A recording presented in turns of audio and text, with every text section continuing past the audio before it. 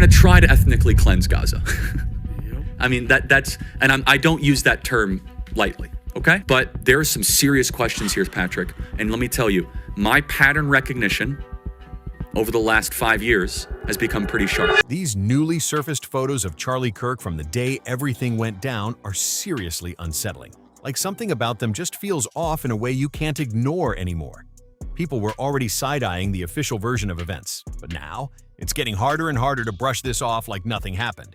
We're talking about dozens of raw, unfiltered images taken on the ground at Utah Valley University before things spiraled while it was happening, and right after everything completely fell apart.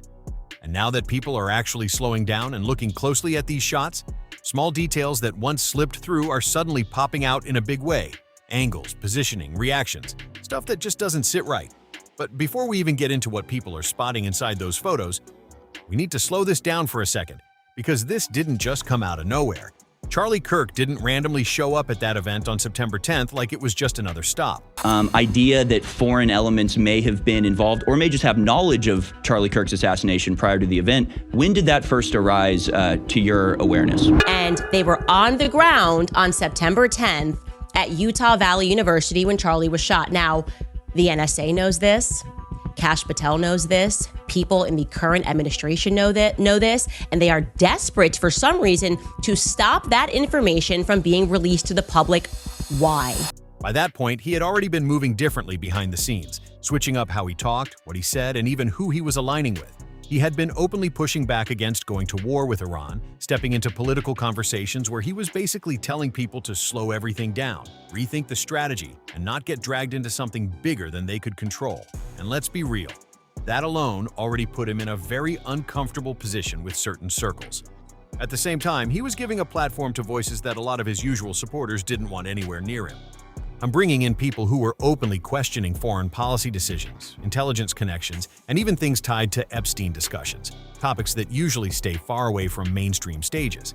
And from the outside, yeah. My pattern recognition over the last 5 years has become pretty sharp. COVID, Maui fires, Epstein. When I see a story and it doesn't click, it might look like free speech or just open debate, but behind the scenes, not everyone was seeing it that way at all, and that tension was clearly building long before that day even arrived. But behind the scenes, things weren't looking so smooth anymore. It was starting to turn into a real problem. The people funding, supporting, and aligning with Turning Point USA weren't all on the same page, and that tension? It was building fast. There were reports of donors getting upset, messages being sent back and forth, pressure stacking up, and even private meetings where Charlie Kirk was allegedly being told to fix the direction, clean up the messaging, and stop letting certain narratives spread. It wasn't just casual feedback either. It sounded like serious pushback happening behind closed doors, and according to multiple accounts, he didn't fold. Where they anticipated tens of thousands of people to take to the streets. That's all gone, Patrick. Netanyahu now has an emergency government and a mandate to lead. I'm not willing to go so far that saying that Netanyahu knew or there was intelligence here, but I think some questions need to be asked. Was there a stand-down order? Now fast forward to early August, and this is where things start lining up in a way that feels way too coincidental. There's that Hampton meeting, where he's reportedly confronted again, pressured even harder, like people were trying to pull him back in line. At the same time, he's out here speaking publicly about being attacked, questioned, even labeled just for stepping slightly outside the expected narrative. That's not small stuff. That's the kind of pressure that builds tension real quick. Behind the scenes, internal shifts were happening around him. And almost quietly, you start noticing strange administrative changes too. Subtle at first, easy to overlook. And Charlie Kirk was, according to one source, hammered by Ackman and others for allowing Israel critics, very prominent conservative voices like Megyn Kelly, Tucker Carlson.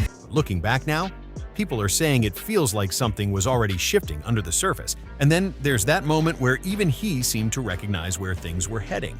Like he could already see what was coming next. Will be capable of producing alone, without importing anything, nuclear bombs within 3 to 5 years. Back in the spring and summer of 2025, this was once again a topic of conversation, and Charlie was very clear that he didn't agree with America engaging in war with Iran. Back then, most people didn't connect any of this. It all looked like separate incidents. But now, people are going back, lining everything up piece by piece. And once you hit September 10th, Everything speeds up like crazy.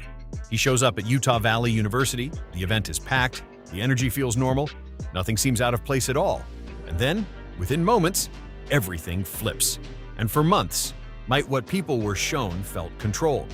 Like only certain angles, certain moments, and certain details were allowed to be seen. But now, these newly surfaced photos are changing that completely because they reveal angles nobody had access to before. Second, what do you mean? What does with us mean exactly, right? I'm an American, okay? Hostile reaction. Is that now Meghan and Charlie are enemies? Right. Boy, I'll tell you, like, you're not gonna, I wouldn't say lose, but you will weaken and just basically deflate. The more you try to tell me I can't criticize Israel, the more likely I am to do it, to focus on exactly what you're doing. Now you can actually see the crowd in detail. Not just the stage, not just the aftermath, but those in-between moments that usually get skipped over. Who was standing where, who was watching what, and more importantly, who wasn't reacting the way you'd expect when everything went down. People online are already breaking this down frame by frame, pointing out individuals wearing similar clothing, especially those maroon-toned outfits that keep showing up in different parts of the scene. And here's where it gets strange. Some of these people don't seem connected to the event at all. Charlie, what are you doing? Like, why are you... What am I doing? My moral character is now being put into question, Meghan. Not my decisions. Not like, hey, are you doing this? Is it smart or is it dumb? But no, I am a bad person if I do this. But one person even asked, who is this man? Pointing to someone whose appearance stood out. Possible military or law enforcement indicators, from the haircut to the posture, even down to a Garmin-style watch. And then someone else jumped in saying, why are these guys just standing there? They had to have been there before the shot, right? That alone started raising eyebrows. But it didn't stop there. I don't mean that there were 12 VPNs that were switched and routed through Israel on that day. I mean that there were 12 personal cell phone accounts that were opened in Israel, okay? Like you go into Verizon in Tennessee or in Connecticut and you open your phone. I am saying that they opened their phones in Israel, those accounts in Israel. Then you've got the balcony angle. Footage and discussions showing someone appearing in position almost instantly after the moment everything changed. And the timing? That's what's throwing people off, because it doesn't seem to match how fast things were supposed to unfold. But nothing here is being officially confirmed. But it's being talked about enough that people are seriously starting to question how certain movements happened so quickly, and whether everyone there was actually caught off guard like we were told. And then there's the phone data situation, because the photos are one thing, but the digital footprint from that day? Ladies and gentlemen, there were, for whatever reason, 12 Israeli cell phones on the ground at Utah Valley University the day that Charlie Kirk was assassinated. This has completely spooked the people that are very high up in government. That's what's really making people uneasy. There are claims floating around that multiple foreign-linked mobile devices were active at that exact location during the event, and while that hasn't been verified publicly, it's adding even more pressure to everything people thought they understood about that day. Not just random signals either. People are talking about actual accounts tied outside the US, showing activity right there on the ground during the event. Friends of Charlie Kirk, right? Standing on that stage, giving him a speech, hiding this. Now, what would be the reason that they wanted to keep that information under wraps? And why does it have people at the very top spooked? If there's nothing to hide, then there's nothing to hide. And that's where things start to feel even more off. Because the moment investigators reportedly started getting close to that angle, they were pulled back. So naturally, people are asking, if it was nothing, then why stop anyone from checking it out? They were on the ground on September 10th at Utah Valley University when Charlie was shot. Now, the NSA knows this.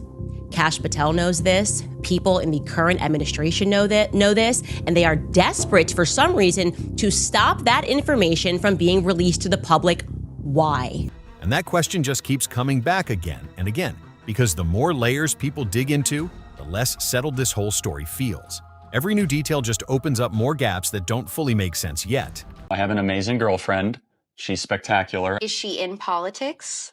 Not really, no. What can you tell us about her? She's what would beautiful. you be willing? She's reverent. She's a reverend? I didn't know this about her. She's reverent. Oh. I was like, wait, this is new. I don't know if we'll want to keep that or not. Oh, you better keep it. What's an example? What do you mean? She's prayerful. She believes in God.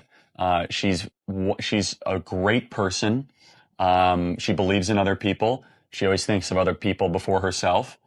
She's very fun. And honestly, I'm so blessed to be able to have her in my life.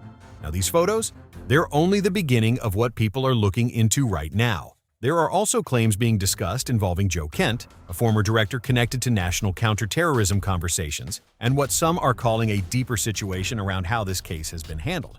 At the same time, during the memorial, Tucker Carlson, who was known to be close to Charlie, made a remark that caught a lot of people off guard. And honestly, it didn't sit right with everyone watching. And they kicked us out of reviewing all of that. This went through a couple different iterations where we asked for some more access to look into things that were well within our purview, questions that I think are still unanswered, and we were pretty much, shut out of that. And I believe those same people wanted control over TPUSA so that they can continue to use it to launder Hasbara. They probably didn't anticipate that we would be asking all of these questions, though. And I think the reason that so many people at TPUSA have been complicit in the cover-up is because they were stealing money from TPUSA. And once you start noticing moments like that, you can't help but wonder, what else is already out there sitting in plain sight that people just haven't fully connected yet? Because trust me, once you see what people are starting to piece together next, the entire timeline becomes even harder to explain. If you made it this far, hit like, subscribe, drop your thoughts in the comments, and share this with someone who needs to see it. And I'll catch you in the next video.